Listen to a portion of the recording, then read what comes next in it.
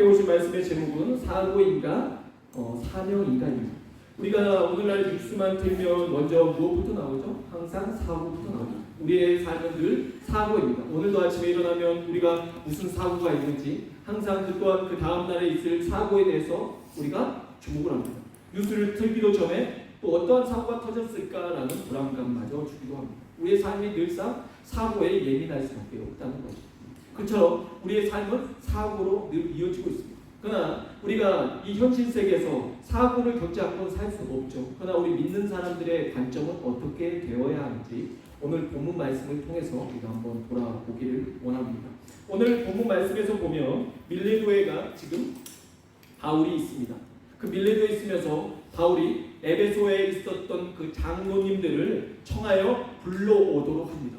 에베소에서 바울은 약 3년 동안 거기에서 사역을 합니다. 두란노 소원에서 가르쳤고 그들을 복음으로써 세우며 그들을 가르쳤습니다. 오늘 본문 말씀에 보면 바울이 어떻게 사역했는지 말해줍니다.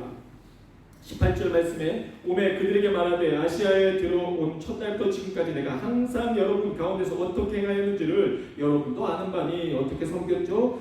곧 모든 겸손과 눈물이며 유대인의 관계로 말미암아 당한 시험을 참고 주를 섬긴 것과 그러니까 어떤 일이 있었죠? 항상 그 3년 동안 좋은 일만 있었던 건 아닙니다. 힘들었어요. 시험도 있었습니다. 어려움이 있었습니다. 그리고 유대인들이 바울의 사역을 가만두지 않았습니다. 그래서 바울이 말씀을 전하는 곳마다 유대인들이 쫓아와서 돌을 들고 와서 쳐서 바울을 죽이기도 하고 거의 죽은 거죠. 왜냐하면 성 밖에 내다 버렸기 때문입니다. 돌도 맞았죠. 또한 채찍도 맞았죠. 여러 가지 핍박과 여러 가지 모욕과 여러 가지 너무 많이 당했습니다. 이걸 뭐라고 말합니까? 사고라고 말합니다. 사건 사고죠. 이런 많은 사고가 있었어요. 그런데 이 사고를 바울은 지금 무엇이라고 말합니까? 사고라고 말하지 않습니다. 20절에 유익한 것은 무엇이든지 공중 앞에서나 각 집에서나 거리낌 없이 여러분에게 전하여 가르치고 그러니까 지금 바울은 말하는 것은 야 내가 이런 사고를 많이 당했다 내가 힘든 일을 겪었다 이런 말을 하는 게 아니라 지금 본인이 어떠한 사역을 했는지에 대해서만 사역에 대해서 말해주고 있는 겁니다. 여러 가지 이런 것이 있었지만 나는 정말 인내로서 너희에게 겸손과 눈물로서 너희들에게 여러 가지 참고 있냐며 가르쳤다라고 말하면서 가르친 것 그리고 그들을 세워냈던 것 제자 훈련 삼았던 것 제자 훈련 시켰던 것 이런 것에 대해서만 말하고 있습니다. 그러니 지금 바울이 말하고 있는 것은 사고에 집중하고 있는 게 아니죠. 지금 바울이 말하는 것은 본인의 무엇을 말하고 있습니까? 사명에 대해서 말하고 있습니다. 어려운 일이 없었습니까? 있었어요. 그런데 바울은 지금 무슨 이야기를 하고 있습니까? 자신의 사명에 대해서만 이야기하고 있다니까요. 그래서 그러면 예배소에서 지금 장로들을 불러드립니다. 왜 불러왔을까요? 그들을 거기에 두어도 됩니다. 밀레도와 예배소의 거리는 약 42km 정도 됩니다. 그러니까 거리상으로 말하면 한 3일 정도는 와야 돼요. 최소한 이틀 이상은 와야 됩니다. 그러면 그들을 왜 그 먼 곳에서부터 불러서 굳이 말하는 거냐? 바울이 말 안 해도 돼요.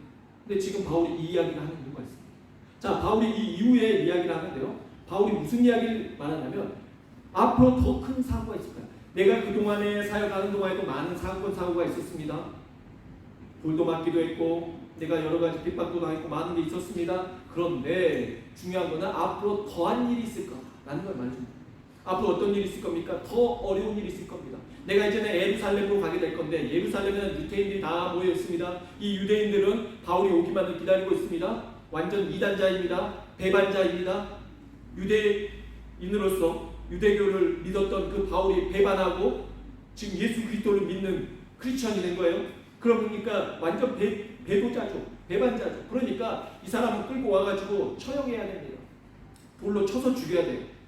신성 노동이기 때문에. 그래서 예루살렘으로 가게 되면 분명히 나에게 이러한 어려움이 있을 겁니다. 내가 그곳에 죽게 될지 아니면 로마로 가게 될지 모르나 어찌됐든 내게 이러한 어려움이 있을 겁니다 라고 말합니다. 자, 바울은 알았습니까? 몰랐습니까? 이 앞으로 일어날 일에 대해서 알았습니다. 자, 그리고 장로들을 불러온 겁니다. 장로들이 이 이야기를 하는 겁니다. 왜요? 주변에서는 다 지켜보고 있습니다. 바울이 앞으로 곧 망할 거라는 것을, 곧 무너질 것을. 이 리알토 다리를 짓고 난 다음에 미켈란젤로가 저도 듣기로는 미켈란젤로가 본인의 그 설계도가 선택이 안 되니까 나중에 저 다리 무너지겠지, 곧 무너질 거라고 지켜보고 있는데, 그런데 안 무너지는 것처럼 계속 지켜보는 거예요. 저는 망할 거다, 무너질 거다, 바울의 저 사역은 무너질 거다, 계속 지켜보는 거죠. 계속 그렇게 바라면서 있는 거죠. 그런데 바울이 그들의 바램대로 예루살렘으로 가서 죽게 되면 사람들이 다 무슨 생각을 할 거야? 저렇게 됐잖아. 봐라. 너희들이 따르던 저 바울이라는 사람이 예루살렘에 가서 돌로 맞아 죽었잖아.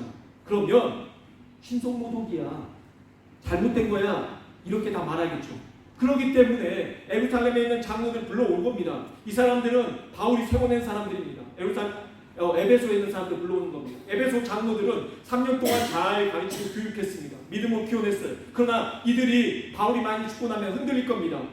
예수님의 제자들도 예수님이 죽고 난 다음에 흩어진 것처럼 바울의 제자들도 아마 바울이 죽고 나면 주변에 있는 사람들이 거봐라, 바울이 믿는 그리스도는 없다라고 말하고 흔들릴 겁니다.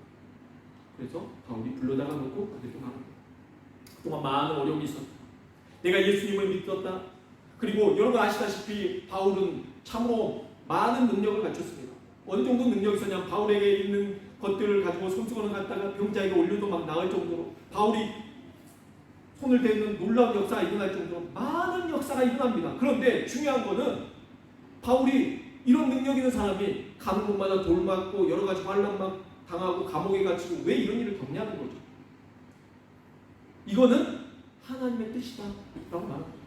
내가 성령 충만한 사람이라고 해서 내게 좋은 일만 있는 게 아니라 내게 나쁜 일도 있다. 그러나 이것이 사고가 아니라 나의 달려갈 길이라는 것. 오늘 본문 말씀 24절에서 내가 달려갈 길과 주 예수께 받은 사명 곧 은혜의 복음을 증언하는 일을 마치려면 나의 생명을 조금도 귀하게 여기지 않는다. 내 생명조차 조금도 귀한 것을 여기지 아니한다라고 바울이 말한 것처럼 본인은 사명을 위해서라면 본인의 생명 위협을 당하는 것 걱정하지 않는다는 것입니다. 그러면서 이런 말을 해줍니다. 여러분 생각해 보십시오. 사람들이 미리 알고 당하는 건 너무 어려운 일입니다.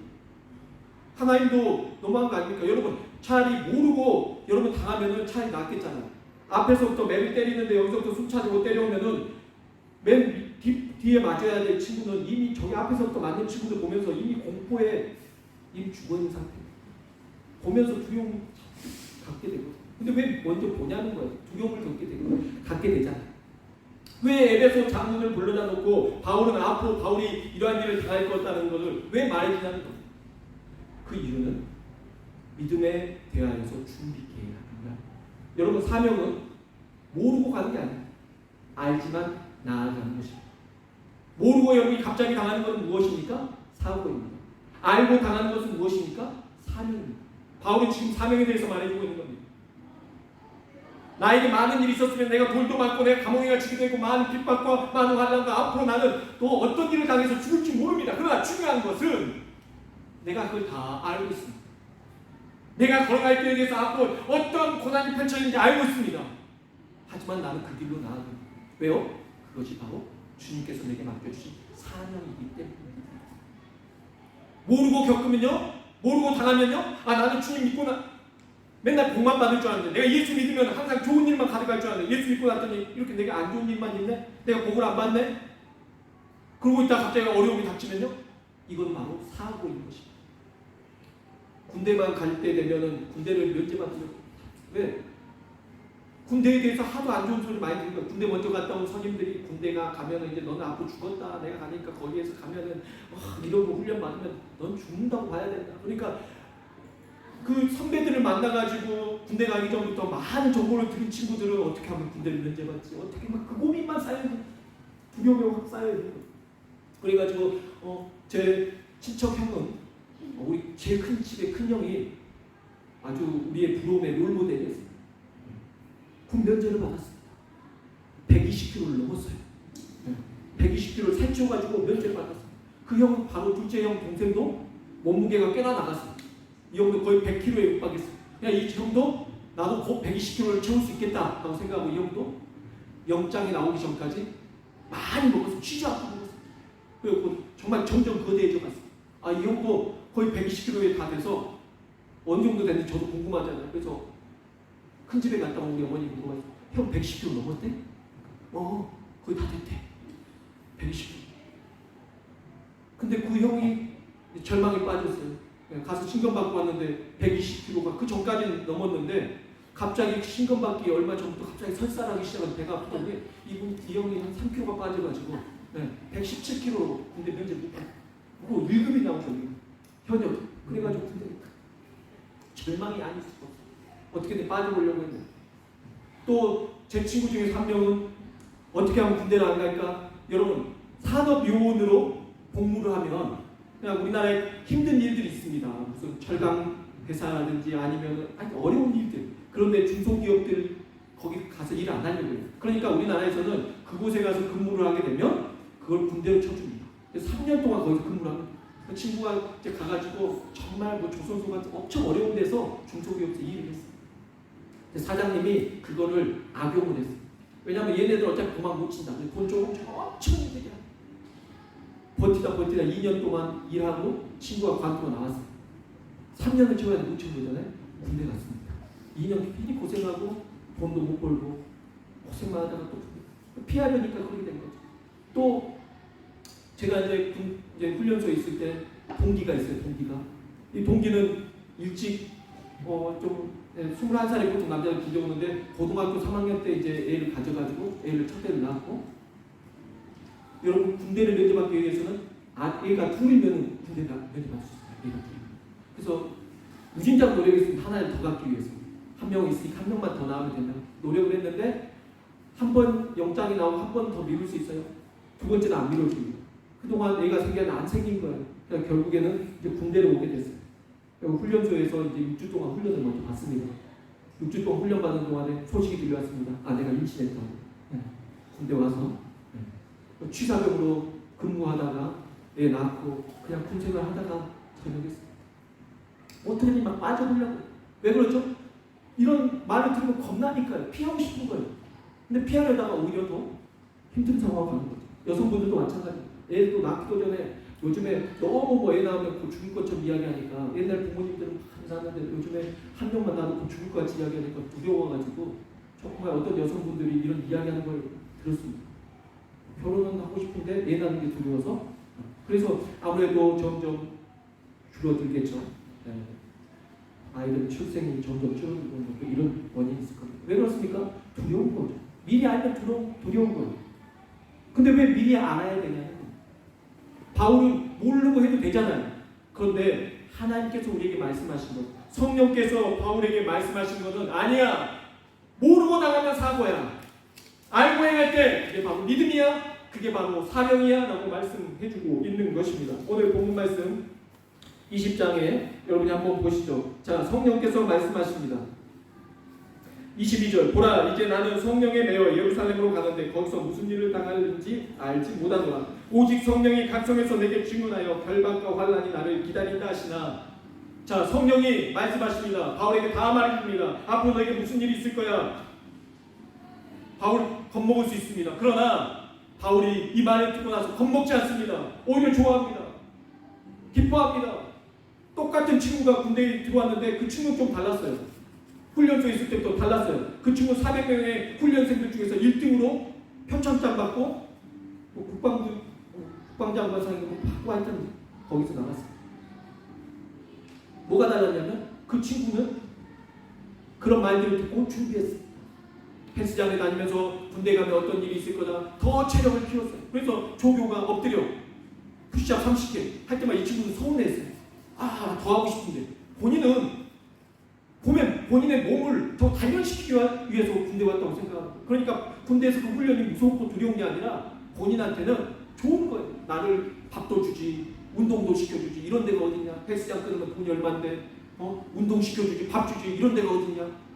의식이 다른 겁니다. 생각이 다른 거죠. 이 친구는 뭘로 온 겁니다. 그러니까 정말 군인의 생각으로 온 거예요. 정말 사명으로 온 거죠. 그렇지 않고 면제받기 위해서 온 사람들 사명으로 온 게 아니라 사고가 일어난 거예요. 난 피하고 싶었으나 피할 수 없었고 그 사고로 인해서 오게 됩니다. 여러분 생각하십시오. 여러분의 인생은 사고입니까? 사명입니다. 우리 생각에 따라 달렸습니다. 오늘도 사고가 많이 일어났네. 내게 이런 사고로 인해서 내게 힘든 일이 생겨났네. 이렇게 생각하면 그건 사고일 것이고, 아니야, 이건 사고가 아니야, 하나님께서 나를 이끌어 가신 거야 라고 생각하면 사명이 될 것입니다. 감사하게도 이번 여름 성경학교 때 비가 온다고 했어요. 그냥 주기장창 비가 확률이 100%였어요. 그냥 조금 비가 오겠구나. 우리는 기도합니다. 항상 하나님 비가 안 오게 해달라고. 만약 기독교인들이 그렇게 기도하고 비 안 왔으면 여러분 온 세상은 물이 없을 거예요. 네. 농부들은 비가 오게 해달라고 기도하는데 교회가 행사 때마다 기도하는 거 비 안 오게 해달라고. 그러면 가뭄 들어서 이 인류는 멸망했을 거예요. 여러분 우리가 그런 기도해서는 안 돼요. 만약 비가 온다고 할지라도 그 기도했습니다. 하나님 만약 비가 온다고 할지라도 아이들이 즐거워할 수 있게 도와주세요. 하나님 가장 하나님께서 우리에게 맞는 날씨 주실 줄 믿습니다. 그게 우리가 생각하는 해 뜨는 날만 좋은 날이 아니에요, 여러분. 해가 안 뜨고 구름이 끼든 비가 오든 태풍이 치든 그게 하나님께서 우리에게 주신 날이라면 그게 좋은 날인 줄 믿으시기 바랍니다. 그대로 하나님께서 나에게 주신 거구나라고 받아들여야 되는데 이건 사고라고 받아들이는 거예요. 안 좋은 거라고 생각하는 겁니다. 안 좋은 게 아니에요, 여러분. 1년 365일 중에서 비가 올 때도 많습니다. 그렇죠? 근데 그것을 다 안 좋게 생각하고 해 뜨는 날만 좋은 게 아니라 비 오는 날도 좋다. 오늘 바람 불어줘. 그래서 정말 아이들의 여름 성경학교가 아침에 9시 반에 여기서 이제 모인다고 했는데 새벽 6시쯤에 막 천둥 벼락치고 막 여러분 아실 거예요. 월요일, 화요일날 비가 얼마나 많이 나는지 걱정했죠. 그런데 그 걱정이 무색하게 오히려 그 비가 내리고 난 다음에 서늘했습니다. 주일날 지금 선풍기 안 틀고 더워서 예배를 못 드려요. 지난주도 그랬어요. 그런데 아이들과 여름 성경학교 하는 동안에 선풍기 안 틀었어요. 시원하고 너무 좋았습니다. 제가 만약 하나님 해 뜨게 해주세요 했으면 더워서 못 드렸을 거예요. 우리 여름 성경하고 힘들었을 거예요. 그렇게 하지 않고 하나님의 그 인도하심 따라가는 거 얼마나 좋습니다. 그러나 우리는 비 올 것을 또한 뭐 해야 돼요? 준비한 거죠. 우비도 다 준비했어요. 그 다음날 가르다랜드 간다고 했을 때도 비가 엄청 온다고 해서 이건 피해갈 수가 없는 비였어요. 그래가지고 우비랑 다 챙겨서 준비하고 있었죠. 어떠한 날씨를 주셔서 하나님 좋은 날일 줄 믿습니다. 갔어요. 중요한 거는 그 전주에 사전 답사로 갔다 왔을 때는 사람이 너무 많아가지고 놀이기구 다 탈 수 있을까 고민했는데 중요한 건 그 당일날 갔는데 사람이 별로 없어요. 애들이 타고 나오는데 한 10분밖에 안 걸려요. 그 이유가 뭔지 압니까? 비 온다고 해가지고 사람들이 안 온 거예요. 그래서 우리 아이들 계속 탄 거예요. 똑같아. 네. 남자애들이 겁이 많아가지고 롤러코스터를 못 타고 계속 이럴 겁니다. 계속 못 타요. 여러분 아시잖아. 놀이기구 한두 개 타는 것도 힘들어요. 줄이 얼마나 오래 섰는지 모릅니다. 그런데 줄이 없다는 거예요. 만일 우리가 비가 오니까 우리는 미루고 바꿨다면 우리는 후회했을 겁니다. 더 좋은 것을 누리지 못했을 겁니다. 그러나 오히려 비가 온다 할지라도 집에 나아가니까 하나님 좋은 것을 주실 줄로 믿습니다 하고 나아가니까 좋은 것으로 채워진 줄로 믿으시기 바랍니다. 여러분 인생도 마찬가지예요. 해 뜨는 것만이 좋은 거다. 내게 무조건 좋은 것만 좋은 거다라고 생각하고 가는 것보다 때로는 여러분 바람 불어서 태풍으로 인해서 오히려 더 좋은 게 있다는 것입니다. 오히려 하나님께서는 여러분에게 가장 좋은 길로 인도하려고 준비 중이신데 우리가 먼저 그 좋은 것을 결정을 해버리고 하나님 무조건 했다야 됩니다. 무조건 바람 불어도 안 됩니다. 비가 와도 안 됩니다. 우리가 날씨를 다 좌지우지하려고 합니다. 여러분 인생에서 하나님께서 여러분을 단련시키시고 훈련시키시려고 계획을 다 세워놓고 계십니다. 우리가 그 훈련을 다 거부하고 하나님 저는 무조건 편해야 됩니다.